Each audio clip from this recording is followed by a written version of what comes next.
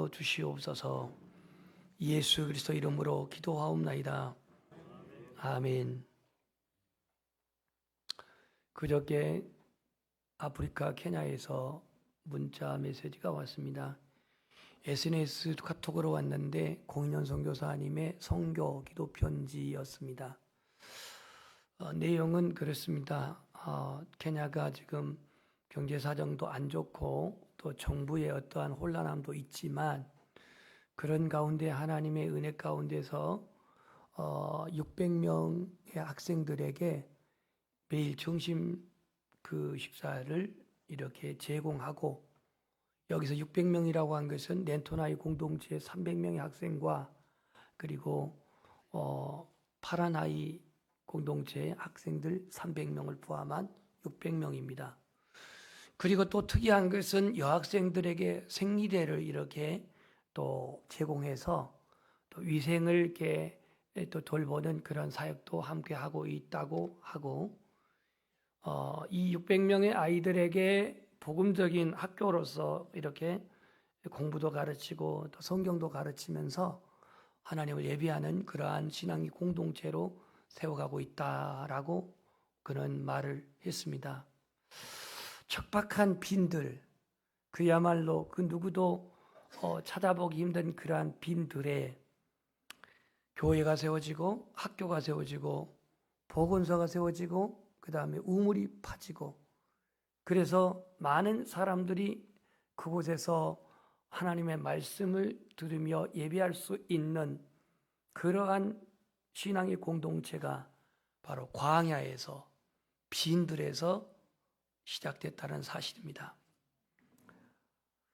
한 달에 약 600만 원 정도의 그 식사비가 들어가는데 저희 교회는 약 한 10분의 1 정도를 현재 담당을 하고 있습니다. 오늘 본문은 예수님께서 갈릴리 3차 전도 여행을 하시면서 일어난 일입니다. 이 9장 1절부터 보면은 예수님이 제자들을 보냈을 때에 귀신을 제하는 능력과 병 고치는 능력, 이러한 권위를 그들에게 주셔서 둘씩 전도 여행을 보냈습니다. 그래서 그들은 두 벌 옷도 가지지 않고 양식을 가지지 않고 가는 곳에서 주는 것을 먹으면서 그렇게 전도를 하고 이제 돌아왔습니다. 전도를 했기 때문에 돌아와서 나름 선교 보고를, 전도 보고를 했겠죠. 그 전도 보고를 하고 있는 내용이 10절 말씀입니다. 사도들이 돌아와 자기들이 행한 모든 것을 예수님께 여쭈니, 자기들이 전도하고 자기들이 사역했던 것들을 이제 보고하면서 서로 나눴다, 이런 얘기예요. 그러면서 또 의문사항은 질문도 했다, 그런 얘기죠. 이런 제자들을 데리고 주님이 따로 벳세다로 갔다 그랬습니다. 따로. 그러면 지금 주님을 만났던 이 장소는 어디였을까? 본문에 나와 있지 않지만 갈릴리 사역의 선교 전도의 베이스타운이 가버나움입니다.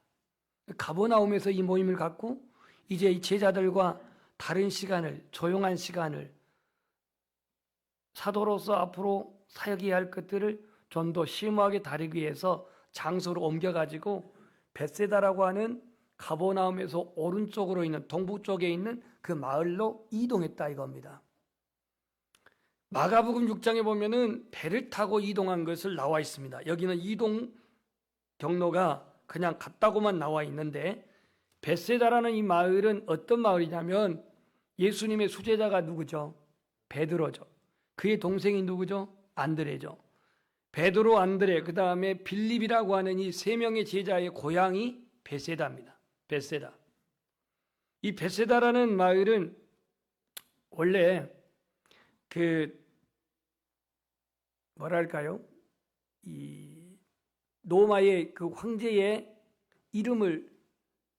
딸의 이름을 기념해서 지은 성읍입니다. 헤롯 빌립이라고 하는 그 유대 왕이 당시 로마의 아구스토라는 황제의 딸 이름이 율리아스인데, 그 아구스토 황제의 딸 율리아스 공주의 이름을 기념하기 위해서 건설한 도시가 벳세다입니다. 그런데 거기에 율리아스라고 하는 이방 공주 이름은 빼버렸죠. 정확한 이름은 베세다 율리아스예요. 주님이 이곳에 제자들만 데리고 따로 간 것은 분명한 의도가 있었을 겁니다. 분명한 목적이 있었을 거예요. 이들에게 하고 싶었던 메시지가 있었을 것입니다. 그래서 데리고 그리 갔는데 어떻게 이 소문을 알고 11절에 보니까 무리들이 따라왔다 그랬습니다. 무리들이. 이 무리들은 많은 군중들입니다. 본문에 남자들만 몇천 명이라겠죠? 5천 명입니다. 그러면 거기 아이들, 부인들 따라온 식구들을 한다면은 15,000에서 한 2만 명 정도 되는데 이 사람들은 배를 타고 올 수가 없고 걸어왔습니다. 걸어서. 그러니까 가버나움에서 동북쪽인 이 베세다로 걸어온 거예요. 성지순례를 가게 되면 가버나움에서 버스를 타고 베세다까지 한 제 기억으로는 한 10km, 10에서 한 14km 정도 갈까요? 가게 되면 베세다가 있는데 거기까지 도보로 왔다는 얘기입니다. 지금도 가면은 베세다는 잔잔한 이런 언덕이 있습니다. 잔잔한 언덕이 있어요. 그런데 그 많은 무리들이 그곳에서 하나님의 말씀을 오늘 들었다 그랬습니다. 11절에 보면은 예수님이 그곳에서 그 많은 사람들을 영접해서 하나님 나라의 일을 주님이 말씀하셨는데 그 이야기를 들었고 또 아픈 병자들을 고치셨다 그랬습니다. 주님의 원 목적은 제자들, 사도들에게 장차 너희들이 감당할 사명적인 그 내용들을 가르치기 위해서 갔지만 많은 무리들로 인해서 그 사역은 못하고 도리어 그 시간에 복음을 전하면서 병 고칠 자들을 고쳤다 그랬습니다. 얼마나 주님의 말씀이 진지했는지, 얼마나 그 사역이 깊었는지 사람들은 지금 시간 간지 모르고 말씀을 듣고 또 병을 치료받고 있었습니다. 그러다 보니 오늘 12절에 보니까 날이 저물어 가매 그랬습니다. 날이 저물어 가매.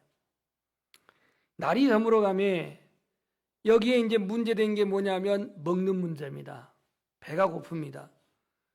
언제부터 이들이 모였는지 모르지만 아침부터 모였다면 점심은 먹지 않았을 거라 싶어요. 그러면 점심을 먹지 않았다라고 한다면은 사역적인 바쁨도 있었지만 그만큼 경제적인 사정이 안 좋았다라는 거예요. 다 털어서 어린아이가 가져온 떡 5개, 물고기 2마리였다라고 한 것을 볼 때에 얼마나 당시의 상황이 안 좋았는가를 알 수 있습니다. 자, 이제 먹을 문제, 먹는 문제, 양식의 문제가 발견되었을 때에 제자들의 해결 방식을 한번 볼까요? 12절에 보면은 이런 제안을 합니다. 12사도가 나와서 예수님께 묻습니다. 저 무리들을 보내어 두루 마을과 촌으로 가서 유하며 먹을 것을 얻게 하소서. 우리가 있는 여기는 빈 들이니이다 라고 이렇게 말합니다. 제자들의 방법은 합리적입니다. 극히 이성적입니다. 상식적이죠. 왜냐하면 먹을 것도 없으니까 각자 해쳐 전부 다 그냥 해산시켜가지고 이 마을 저 마을로 가가지고 먹을 것을 먹게 하라 이런 얘기예요. 저 같으면 날이 저물었으니까 자 지금부터 집에 가서 저녁 드세요. 돌아가세요. 끝나잖아요. 그런데 가서 마을로 가서 먹게 하라고 이렇게 제자들이 말합니다. 마가복음 6장의 동일서상에 보면은 이 식사비는요 전체 떡값만 계산해도 200데나리온입니다. 200데나리온. 요즘 한 데나리온을 하루에 노동자 품삯으로 20만 원씩만 잡아도 4천만 원입니다. 200데나리온이면. 이 식사비로 어디서 돈도 없지만 그 많은 사람이 어느 마을에 가서 그걸 사 먹을 수 있는 여건이 됩니까? 그런데 오늘 제자들은 보내서 마을로 가서 그렇게 사 먹으라고 이렇게 문제 해결책을 제시합니다. 이건 누구나 알 수 있습니다. 그런데 예수님의 해결책은 이겁니다. 13절에 보면은 예수께서 이르시되 우리 한번 따라서 합시다. 너희가 먹을 것을 주라. 고개를 들으시면 예수님의 방법은 너희가 먹을 것을 주라 그래요. 이런 황당한 말이 있습니까? 제자들도 지금 아무것도 없고 여기에 저 군중들도 아무것도 없는데 너희가 먹을 것을 주라. 왜 예수님은 이 말씀을 했을까요?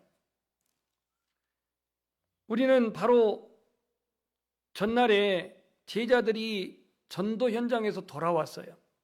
전도 현장에서 9장 3절에 보면은 전도 여행에서 아무것도 가지지 말고 지팡이도 배낭이나 양식이나 돈이나 두벌 옷도 가지지 말고 그렇게 전도 여행을 갔다가 돌아온 이들은 지금 빈털터리입니다. 그런데 너희가 먹이라 그럽니다. 과연 예수님은 뻔히 전도 여행하고 돌아온 아무것도 없는 제자들에게 무슨 양식이, 무슨 물질이, 무슨 여유가 있다라고 한 것을 예상하고 그랬나요? 아닙니다. 제자들도 빈주머니입니다. 아무 음식을 가지지 않았습니다. 오늘 이 본문에서 너희가라고 하는 이 너희가가 헬라어 휘메이스인데, 휘메이스, 여기서 이 너희가라고 한 너희가는 사도들입니다. 제자들입니다. 12제자들이에요. 예수님은 사도들의 이성적인 판단이나 능력을 기대하고 물질적인 떡이나 빵을 해결할 수 있는 능력을 가졌다라고 믿고 이 얘기를 한 게 아닙니다. 오늘 예수님이 여기서 너희가 먹이라고 한 것은 이 사도들에게 믿음을 요구하고 있는 거예요. 믿음을. 특별한 결단과 믿음을 요구하고 있다라는 겁니다. 물질적인 떡을 너희들이 그 자리에서 해결하라는 게 아니라 너희들이 전도여행을 할 때 귀신도 떠나갔다고 너희들 고백했지? 전도여행할 때에 너희들이 가서 하나님이 행하신 그러한 많은 능력을 체험했지? 그런 권세들을 경험했지? 그런데 그런 권세는 하나님이 주신 은혜로 나타난 권세인데 지금 이 빈들에서 자기들이 해결할 수 있는 최소한의 방법은 사람들을 보내서 마을에서 떡을 먹게 하고 오라고 하는 것이 방법이었는데 예수님은 그거보다는 너희들이 더 나은 너희들의 안에 특별한 믿음, 하나님의 능력을 기대하는 믿음, 주님이 행하실 그 위대한 믿음을 주님이 찾고 있는 겁니다. 너희들이 먹을 것을 주라고 말합니다. 요한복음 6장에 보면은요, 보리떡 5개, 물고기 2마리를 가져왔는데 빌립이라고 하는 집사분은 너무나도 수학을 잘해가지고 금방 암산하더니 이거 떡값 계산해 보니까 200데나리온이나 되는데요. 설사 돈도 없지만 어디 가서 이걸 떡을 얻어옵니까? 불가. 이렇게 말하지만 안드레는 그 즈음에 군중들을 해치고 다니면서 누구 빵 있는 사람, 누구 떡 있는 사람, 손? 우리 장로님 손. 근데 아무도 손든 사람이 없어요. 어린아이가 내놓을까 말까 하다가 그걸 내놨단 말이야. 아니 어린아이들 어른들이 안 내놓는데 자기들은 뭐 내놓고 싶겠어요 솔직히. 근데 안드레가 어떻게 어린아이를 설득했는지 모르지만 그거를 가져온 거예요. 그 물고기 2마리와 떡 5개를 가져온 거예요. 누가복음에는 어린아이의 내용이 안 나옵니다. 그런데 요한복음이나 마가복음이 나오죠. 이거를 어린아이가 가져왔어요. 그래서 안드레가 말합니다. 여기 물고기 2마리, 보리떡 5개가 있는데 이게 이 많은 사람들에게 무슨 얼마나 도움이 되겠습니까? 하면서 그래도 가져왔어요. 여러분 믿음은요, 산술적으로 안 되고 계산적으로 안 되고 상식적으로 안 되고 보편적으로 안 되면 안 된다라고 한 것을 안 된다는 게 믿음은 아닙니다. 믿음은 내가 불가능해도 하나님이 가능하다는 걸 믿어야 돼요. 내가 경험하지 않았어도, 내가 경험했어도 안 돼도 하나님이 행할 수 있다고 하는 것을 믿는 게 믿음이라 이거예요. 그래서 믿음은 바라는 것들의 실상이요 보지 못한 것들의 증거라 그랬어요. 아니 누군들 이 많은 사람들에게 지금 먹을 것이 없는데 어떻게 우리가 먹입니까? 이런 답은 누가 못합니까? 다 하죠.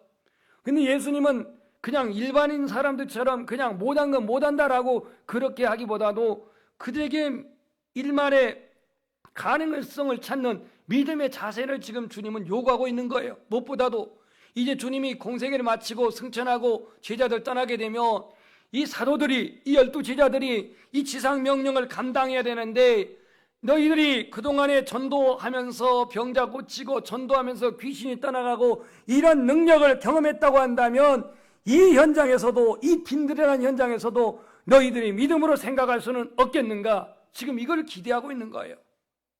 교회 안에서도요, 극히 이성적인 생각은 돈이면 다 할 수 있다라 해서 재정을 세웁시다. 재정. 예산을 세웁시다. 예산. 그래가지고 예산으로 다 해결하려고 하는 이성적인 생각은 가진 분도 있고, 그러면서도 그 이성적인 걸 뛰어넘어서 하나님이 주실 것이니, 하나님이 채우실 것이니, 하나님이 부어주실 것이니 우리 하나님의 그 은혜를 믿고 합시다 라고 생각하는 분이 있단 말이에요. 저도 개척 초기에는 전자와 같은 극히 이성주의였습니다.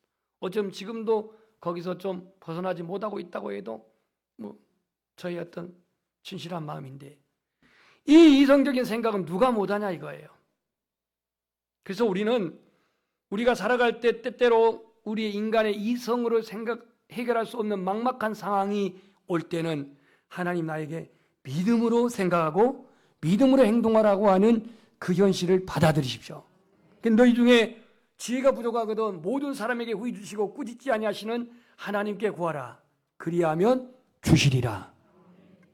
자, 그렇다면 오늘 이 빈들에서 어떻게 이렇게 오병이어의 기적이 나타났을까?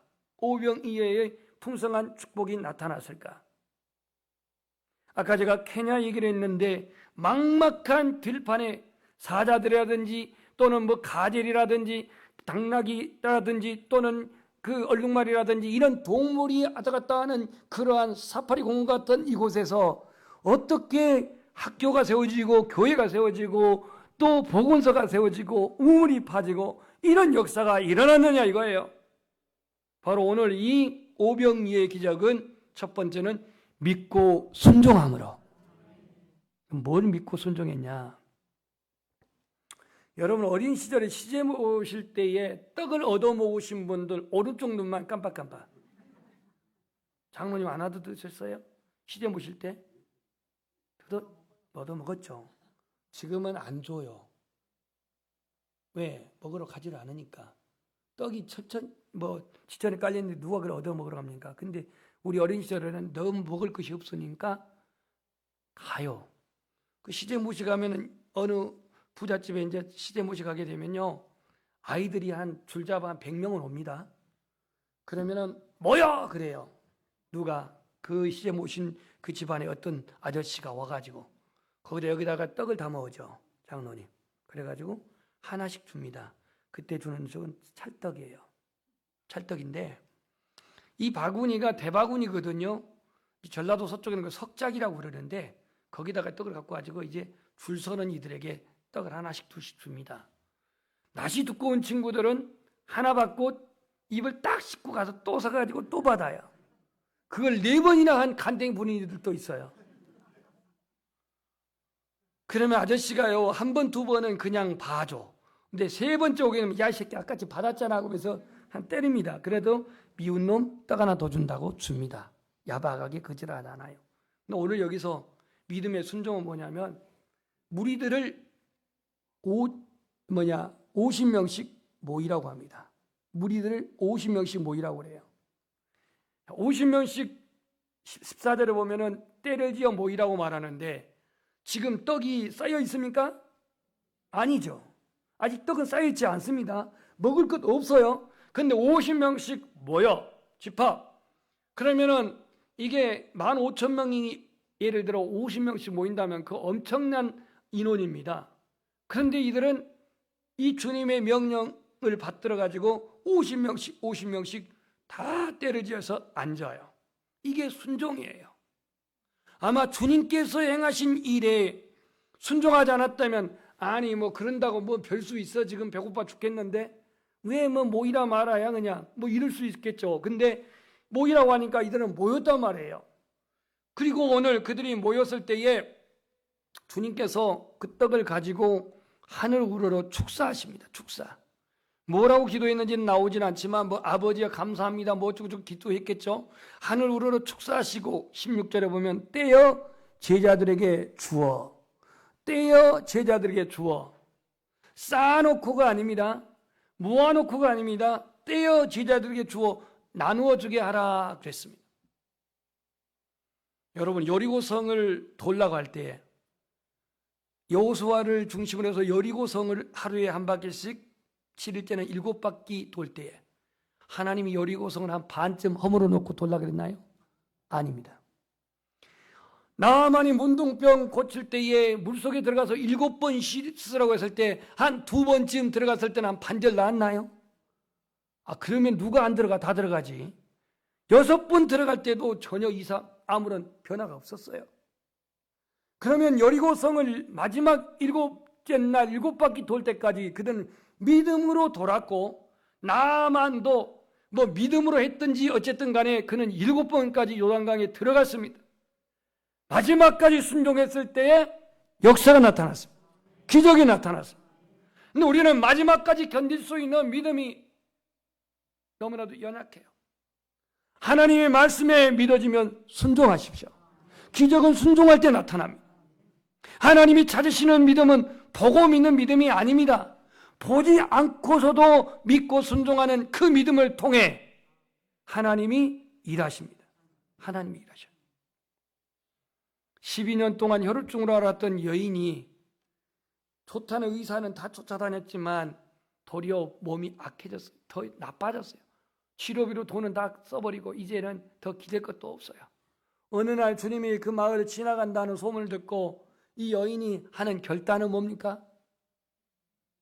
내가 그의 옷자락만 만져도 내가 나음을 받을 것이라고 하는 이 믿음을 가지고 가서 자신이 부정한 몸이라 공개적으로 드러내지도 못하고 졸졸졸 따라가지고 뒤에 가서 옷자락을 살짝 만졌단 말이에요. 여러분, 옷자락 끝에 누가 와서 살짝 만지면 느낌이 있어요, 없어요? 있어요? 있다고 하면 그건 거짓말이에요. 없어요. 밀치면 몰라도 옷자락 만지면 몰라요. 머리끝은 있어요. 이게 연결되어 있으니까. 근데 옷은 없어요. 근데 옷을 만질 때 주님의 능력이 당한 거예요. 옷자락만 만져도 나으리라고 하는 게 얼마나 이게 비이성적입니까? 얼마나 이것이 정말로 상식적이지 않습니까? 그런데도 불구하고 옷자락을 만졌다 이거예요. 오늘 모여 50명씩 모여, 그러니까 그들은 주님의 말씀대로 50명씩 모였더니 주님이 축사하시면서 떼어 나누어 주라 그랬어요. 자, 그랬더니 오늘 먹고 다 배불렀고 남은 조각이 12바구니였다. 17절에 그렇게 말합니다. 첫 번째, 빈들에서의 풍성한 축복의 기적은 믿고 순종할 때. 두 번째로는 작은 것을 통해서. 어떤 걸 통해서? 작은 것을 통해서. 우리는요, 세상에서는요, 항상 이름 내고 명분 있고 또 업적이 될 만한 이 일에 관심을 두지만 아주 작은 것, 이 작은 것을 통해서 하나님이 일하시는데, 이 15,000에서 2만 명 중에 떡 5개 물고기 2마리는 얼마나 보잘것이 없는 겁니까? 이 작은 것을 가지고 오늘 주님은 역사하십니다. 주님은 낮고 천한 제자들 갈릴리의 무명 어부들을 불러다가 그들에게 능력을 부여해서 사도의 직분을 맡기셨던 주님이셨습니다.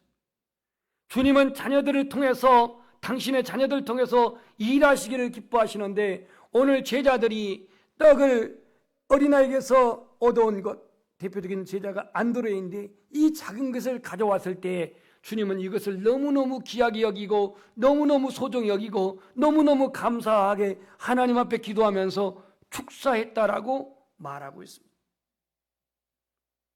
어떤 사람들은요, 내가 나이 좀 들고 내가 조금 이제 봉사가 힘들으니까 왜 나만 해야 돼? 왜 나만 봉사해야 돼? 왜 나만 헌신해야 돼? 이렇게 때로는 볼멘소리를 한 사람들이 있습니다. 그러나 내가 거기에 쓰임받고 있는 것을 귀하게 여기십시오. 드리고 있는 걸 귀하게 여기십시오. 어린아이가 드린 것이 얼마나 본인으로서는 아까웠을지는 모르지만 그게 쓰임받았다고 하는 일이 이런 놀라운 기적을 행한 것 아니겠습니까? 아니, 주님께서 먹이시려고 한다면 하늘의 천사들을 불러가지고 얼마든지 이적을 행해서 이 수많은 군중을 먹일 수도 있는 능력의 주님이잖아요. 그런데 왜 어린아이의 이 작은 걸 가지고 일하시고 역사하냐 이거예요. 그리시네가에 있는 엘리야도 사실은 까마귀를 보내가지고 엘리야를 먹이신 하나님인데, 예수님이 아니 선지자 엘리야도 그 하나님 보호해서 그렇게 먹이시는데 하나님이신 예수님이 천사들을 동원해서라도 이 수많은 군종을 먹일 수 없겠습니까? 그럼에도 불구하고 왜 이 작은 것을 가지고 일하시냐 이거예요. 제자들의 순종을 통해서, 무리들의 순종을 통해서, 어린아이의 그 헌신을 통해서 일하시는 주님, 오늘 이 빈들의 광야에서는 이 하나님의 놀라우신 이 풍요의 축복이 제자들의 순종, 어린아이의 순종, 이 헌신에서 시작된 줄 믿습니다. 어떤 사람은 헌신과 섬김의 봉사, 어떤 사람은 하나님의 위대하심을 송축하는 찬양으로 봉사, 어떤 사람은 예수님이 나의 구세주이심을 증거하고 선포하고 전도함으로써의 봉사, 이 모든 봉사를 통해서 하나님은 이 시간에도 역사하신 줄 믿습니다. 세 번째로, 하나님께서는 성도의 욕심이 아닌 필요를 채우시는데, 오늘 본문 17절에 보면은 먹고다 배불렀다 이렇게 말하고 있습니다. 배불렀다.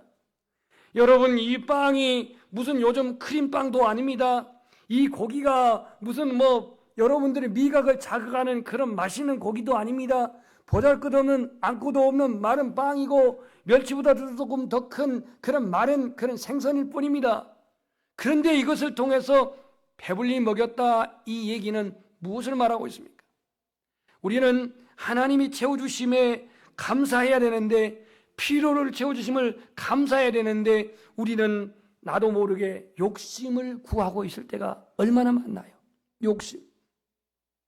하나님이 주신 것 감사하면 만족해야 되는데, 하나님이 먹을 걸 주신 것 감사하고 만족하면 되는 건데, 우리는 나의 필요보다도 필요를 뛰어넘어 욕심을 구하고 있을 때가 많아요. 주님은요, 이 제자들에게 화려한 어떤 빵을 제공한 게 아니고 화려한 어떠한 생선을 준 게 아닙니다. 이 아이가 가져왔던 그것을 나누어 주는 동일한 빵과 동일한 물고기로 그들을 먹이셨어요. 그리고 12바구니에 남길 만큼 풍족하게 거두게 하셨어요. 학자들은 이 남은 조각을 버리지 아니하고 거둔 것은 이방인의 목이라고도 그렇게 말을 합니다마는 정확한 근거는 없습니다. 하나님은 우리의 병을 고쳐도 완전하게 고치십니다. 할렐루야. 하나님은 우리에게 구원을 주셔도 완전하게 구원하십니다. 오해하지 말 것은 하나님이 우리의 필요를 채워주실 뿐이지 우리의 욕망, 우리의 욕심을 채우시는 분은 아니라는 사실입니다. 오늘 우리는 하나님의 말씀을 복음이라고 말합니다. 복음을 세상에서 물질적인 복과 혼돈하는 경향이 있는데요, 성경에서 형통함, 세상에서의 출세, 성공으로 오해하는 사람들이 많아요. 육신의 건강, 물질의 풍요를 하나님의 은혜의 표징으로 그렇게 여기는 자들이 있어요. 그렇다면 내가 그렇게 충성하고 내가 그렇게 헌신하고 그렇게 내가 하나님 앞에 모든 걸 드렸는데 암으로 고생한 사람은 뭡니까? 그 사람은 하나님의 저주를 받은 겁니까? 아니란 말이에요.